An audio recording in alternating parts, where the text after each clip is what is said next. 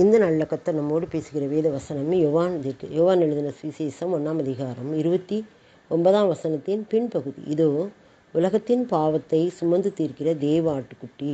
இது யார் சொல்கிறான்னு யோவான் சொல்கிறார். யோவான் இயேசு கிறிஸ்து வரதை பார்த்துட்டு அவரை பார்த்தா இந்த வார்த்தையை சொல்கிறார். இதோ உலகத்தின் பாவத்தை சுமந்து தீர்க்கிற தேவ ஆட்டுக்குட்டி அப்படின்னு சொல்கிறார். உலகத்தின் பாவத்தை, ஒரு மனிதனுடைய பாவம் இல்லை, உலகம் மொத்தம் உள்ள எல்லா மனிதருடைய பாவங்களையும் இதுவரைக்கும் இப்போ பிறந்துட்டு இருக்கிற இனிமேல் பிறக்க போகிற ஒவ்வொரு மனிதனுக்கும் மனுஷிக்கும் உள்ள எல்லா பாவத்தையும் சுமந்து தீர்க்கறதுக்கு வந்தவர் தான் இயேசு கிறிஸ்து.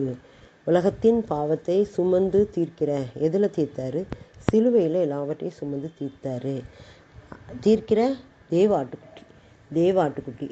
ஆதியாகம், என்னாகமம், யாத்திராகமம், என்னாகமம், உபாகம்லாம் பார்த்திங்கன்னா ஆட்டுக்குட்டியை பலி செலுத்தணும். ஆடு பலி செலுத்தப்படணும். பலி செலுத்தினா தான் பாவ மன்னிப்பு உண்டு. ரத்தம் சிந்தல்லாமல் பாவ மன்னிப்பு உண்டாகாது அப்படின்னு சொன்ன வார்த்தை எல்லா வேதங்களிலும் இருக்குது. நம்முடைய வேத புத்தகத்திலும் இருக்குது. அந்த ரத்தம் சிந்ததுக்கு பழுதற்றதும் ஆணும் 1 வயது உள்ளதுமான ஆட்டுக்குட்டி தான் அதுக்கு தேவை. பழுதில்லாத 1 வயதுள்ள ஆண் ஆட்டுக்குட்டி தான் அதுக்கு தேவை. இந்த ஆட்டுக்குட்டியை பலி செலுத்தும்போது அங்கே அந்த ரத்தம் பாவத்தை சுத்திகரிக்கி அப்படின்னு நியாயப்பிரமாண காலத்தில் இருந்துச்சு. அப்போ அதில் பார்த்திங்கன்னா பிதாவானவர் இயேசு கிறிஸ்துவை அனுப்புகிறாரு. தன்னுடைய சொந்த மகனையே அனுப்புகிறாரு. எதுக்கு அப்படின்னா, ஒரு மனிதனுடைய பாவத்துக்கு எப்படி ஒரு ஆட்டுக்குட்டியோ, ஒரு மாடோ, ஒரு புறாவோ, ஒரு கோழியோ தன்னுடைய இரத்தத்தினால நிவர்த்தி செய்ய முடியும்.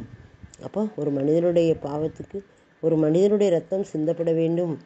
அப்படின்னா அந்த மனிதன் யாராக இருக்க வேண்டும் அப்படின்னு தான் அவர் தன்னுடைய சொந்த குமாரனை அனுப்பி அவர் இந்த உலகத்தில் பிறந்து மாசற்றதும் பழுதற்றதுமான ஒரு ஆட்டுக்குட்டியாக பிறந்து தன்னுடைய இரத்தத்தை நமக்காக சிந்தி நமக்கு சுமந்து தீர்த்தார் நம்முடைய பாவத்தையெல்லாம்.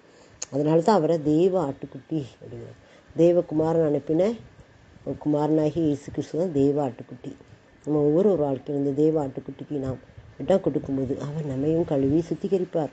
உலகத்தின் பாவங்களை சுமந்து தீர்க்கிற தெய்வ ஆட்டுக்குட்டியாக இயேசு கிறிஸ்து இருக்கிறதுனால யாரெல்லாம் அவரை ஏற்றுக்கொள்கிறாங்களோ அவரெல்லாம் அவருடைய பிள்ளைகளாக முடியவர்களுக்கு அதிகாரம் கொடுத்தார் என்று சொல்லி நம்ம கடந்த நாட்களில் பார்த்தோம்ல. அந்த பிள்ளைகளாக முடிய அதிகாரம் கொடுக்கும்போதே அவங்களுடைய பாவங்களையும் கழுவி சுத்திகரித்து பரிசுத்தப்படுத்தி விடுகிறார்.